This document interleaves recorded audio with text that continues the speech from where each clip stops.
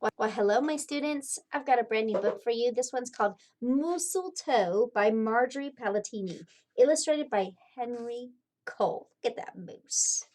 It's all ready to go for Christmas. We've got the title page. 'Twas the season, and Moose was merry. He joyfully tickled the ivories with a tuneful of tidings and a flurry of fa-la-las. He was so full of ho-ho-hos, even his moustache had the holiday spirit. But Moose was more than just a bit merry and bright. He was busy, busy, busy. There was a lot to be done on his list of to-dos, but with orderly organization and a bit of regimentation, lots of imagination, and just plain old Moose know-how. Getting ready for the big day should have been easy. Simple. Yes, in all probability, just perfectly perfect. He wasted not one merry minute. Moose got moving and put some hustle into the holiday bustle. He went to work. He wrote cards and letters till his hoofs hurt. Check. He shopped till he dropped. Check. He hauled home boxes and bags and presents galore. Moose had gifts for everyone stacked from ceiling to floor. Check, check, check. Then he rapped, yo, yo, yo, and he ribboned, ho, ho, ho.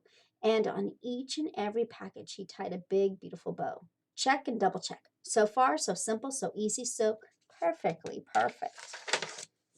Another look at the list, and Moose headed for the kitchen. He pulled out the pots and pans and bowls, sifted through the stacks and racks of cookbooks. He whisked with his left, spooned with his right. Moose baked tons of tins of cookies, check. Dozens of cakes, breads, and sweets, check, check, check. He made jellies, sticky jams. Moose roasted a goose and some chestnuts. He toasted marshmallows and yams. Check, check, check. Triple check. Yes, yes, so simple, so easy, but of course, so perfectly perfect. Decorations were up next on his list of things to do and get done. So Moose decked the halls. He spruced up the walls. He beaded, bowed, and mooseltoed. He gathered garlands, roped wreaths, and holly, jingled bells, sang knolls, and good golly, this Moose was jolly. Check, check, check, check, check, check.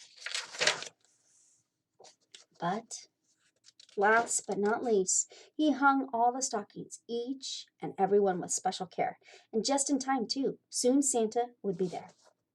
Check and final check. Yes, sirree, getting ready for Christmas was an absolute snap, and so simple, so easy. And if he did say so himself, Moose thought totally, utterly, completely, perfectly perfect. On that night before Christmas, Mother, little Sissy, Bucky, and Junior looked all through the house. What a job Moose had done. Everything looked bountiful, festive, quite fine indeed. There was just one minor problem, if you will. Oh dear, sighed the missus, as the five stared at one empty corner.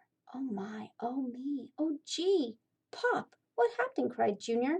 You forgot the tree.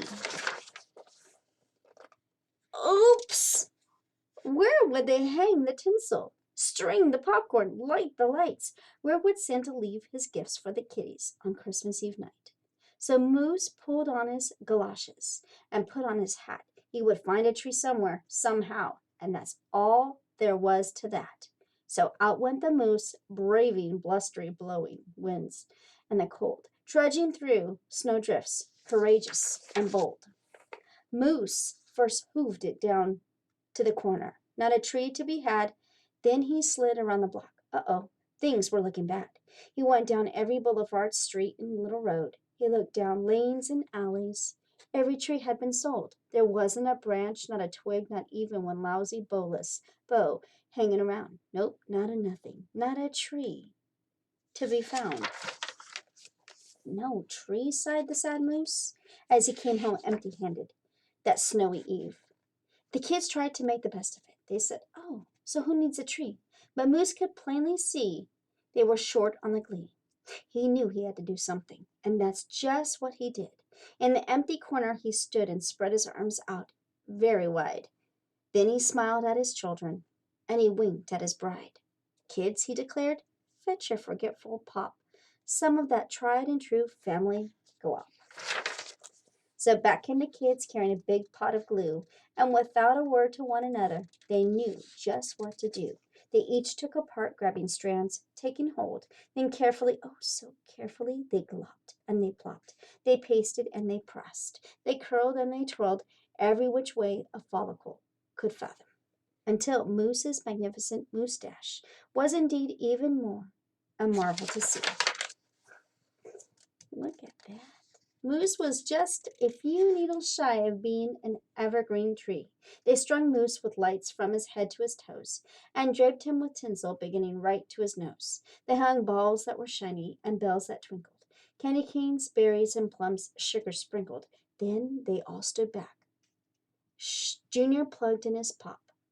Oh, ah, yes, Moose truly was one incredible sight. He was glorious and glowing. And boy, oh boy, was he ever bright. Then Junior placed a star on the top of Moose's head. He gave him a kiss and a pat, and they all headed off to bed. Except Moose, of course. He stayed in the corner instead, still twinkling and blinking and waiting for Santa. Oh, so it wasn't so simple. And it wasn't so easy. And okay, it wasn't so perfectly perfect. But do you know what? It was pretty close.